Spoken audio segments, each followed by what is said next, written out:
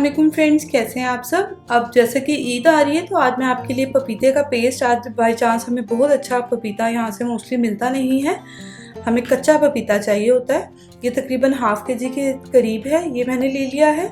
इसका पेस्ट बना रहे हैं और अगर आपने उसको सेव करना है फ्रिज में, ऑफकोर्स ज़्यादा इतना ज़्यादा एक टाइम में यूज़ नहीं होगा, तो हम उसको बनाकर क्यूब्स में भी रख सकते हैं। और जैसे हम लहसुन अदरक का पेस्ट रखते हैं फ्रिज में नॉर्मली, वो भी हम रख सकते हैं। अच्छा जी, इसके लिए हमें चाहिए होगा लेमन, 2 अदद ले लें आप, उसका जूस निकाल लिया है। ऑयल हमें चाहिए होगा, जितने ऑयल में ये अच्छे से ग्राइंड हो जाए उतना आप ले लीजिएगा, लेकिन मोस्टली 4 to 5 टेबल स्पून लगेंगे और मिक्सी में हो जाएगा अच्छे से ग्राइंड।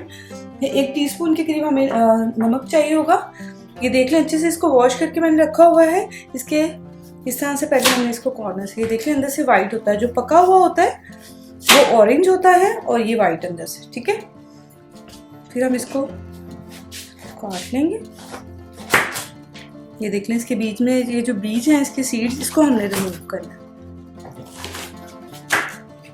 ये सारे मैं रिमूव कर लेती हूँ, फिर आपको बताती हूँ कि किस तरह से हम इसका पेस्ट रेडी करना है। अच्छा फ्रेंड, ये देखिए मैंने नॉर्मली जो हमारा ब्लेंडर जार होता है वो ले आई हूँ, और ये देखिए इसको आपने छिलका बिल्कुल भी इसका रिमूव नहीं करना, आपने इसको जस्ट अच्छे से वॉश कर लेना है पहले, इसके सीड्स रिमूव कर लेने हैं। और इस तरह से काट के इसको मैं डाल रही हूँ रफली, कि बस इसका पेस्ट बन जाए इजीली, ठीक है। फिर कोई भी आपका जो आइसिंग का कोई जार होते हैं जिसमें हम मोस्टली अपने फ्रीज़र में रख लेते हैं, आप उसमें कर लें। फिर जब ये फ्रीज़ हो जाएंगे क्यूब उसमें से निकाल कर, तो आप किसी भी एयरटाइट उसको शॉपिंग बैग या जार में डाल के रख सकते हैं, ठीक है। चलें जी, ये हो गया। इसके बाद इसमें चला जाएगा लेमन जूस। ऑयल हम डाल रहे हैं कि इसको ग्राइंड करने में आसानी हो। अगर आप उसको फ्रिज में नहीं रख रहे तो फिर आप इसको पानी में भी ग्राइंड कर सकते हैं। मैंने इसको नीचे रखना है क्योंकि ईद आ रही है तो ये यूज़ होगा।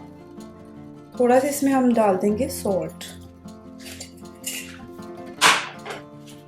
अब मैं इसको ग्राइंड करके लेके आती हूँ और बताती हूँ हमें किस तरह से इसका पेस्ट चाहिए। ये देखिए फ्रेंड, बहुत ज़्यादा हमने इसका लूज पेस्ट नहीं बनाया, थिक सा ही है। अच्छा, ये मैंने 1 टेबल स्पून ले लिया है। 1 kg के लिए मीट के लिए आप 1 टेबल स्पून आराम से इसका यूज़ कर सकते हैं। कबाब बना रहे हैं या पसंद है, कुछ भी आप बना रहे हैं, देख लें इस तरह से आप बर्फ़ के सांचे में इसको डालकर, तो आप इसको मेजरमेंट भी रहेगी। और अगर आपने लूज़ में रखना है तो आप इसको किसी भी जार में डालकर तो तकरीबन 3 to 4 वीक्स के लिए नीचे भी रख सकते हैं, यानी कि फ्रिज में नॉर्मल। और अगर आप इसको ऊपर डीप फ्रीजर में रख रहे हैं फिर तो आप इसको आराम से 6 मंथ भी यूज़ कर सकते हैं, कोई मसला नहीं। जब आपको चाहिए होगा आप इसका 1 क्यूब लें और कबाब कुछ भी बना रहे हो तो कोशिश करें इसको बकरे के गोश्त में और बीफ के गोश्त में इस्तेमाल कर सकते हैं आप। चिकन में ना ही करें, चिकन तो वैसे ही खुद से ही जल्दी गल जाता है।